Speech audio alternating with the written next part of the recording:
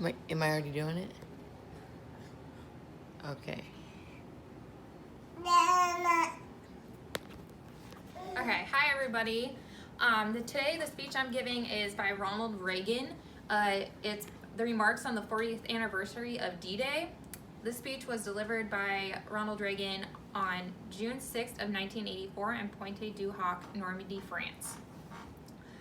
This speech stood out to me because D-Day was a very devastating day for the United States and our allies. On D-Day, we lost the lives of 2,499 Americans and 1,915 Allied nation troops, a total of 4,414. It was a very tragic day and will always be remembered because of the soldiers that gave the ultimate sacrifice. Around the time the speech was given by Ronald Reagan, there was the Grand Hotel Brighton bombing.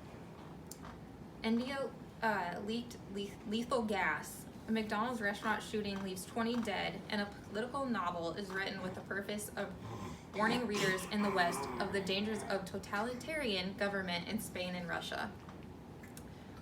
So this is the speech that was given by Ronald Reagan. We are here to mark that day in history when the Allied armies joined in the battle to reclaim this continent to liberty. For 4 long years, much of Europe had been under a terrible shadow. Free nations had fallen, Jews cried out in the camps, millions cried out for liberation. Europe was enslaved and the world prayed for its rescue. Here in Normandy, the rescue began. Here, the Allies stood and fought against tyranny in a giant undertaking unparalleled in human history. We stand on a lonely, windswept point on the northern shore of France.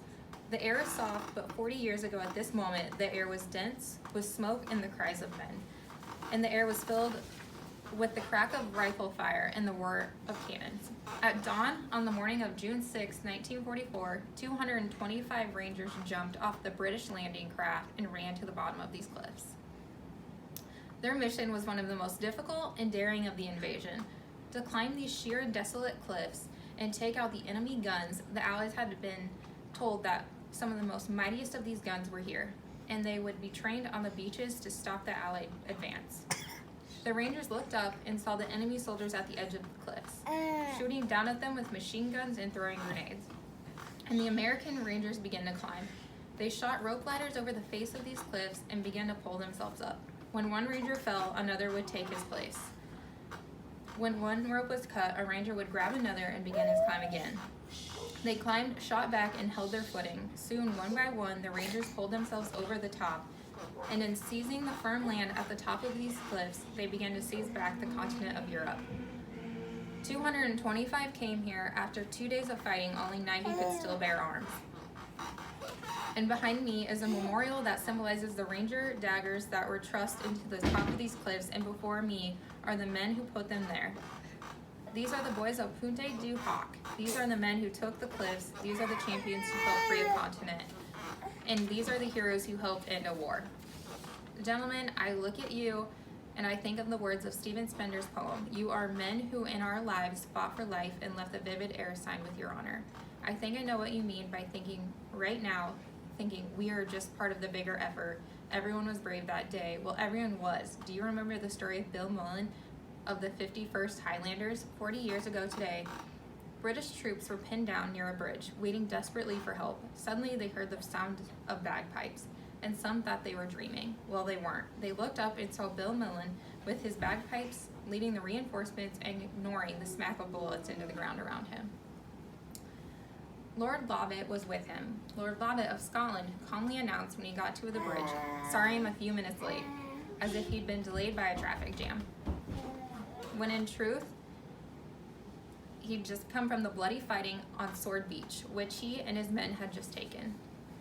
There was the impossible valor of the Poles, who threw themselves between the enemy and the rest of Europe as the invasion took hold, and the unsuppressed courage of the Canadians who had already seen the horrors of war on this coast. They knew what awaited them there, but they would not be deterred. And once they hit Juno Beach, they never looked back. All of these men were part of a roll of honor with names that spoke of pride as bright as their colors they bore.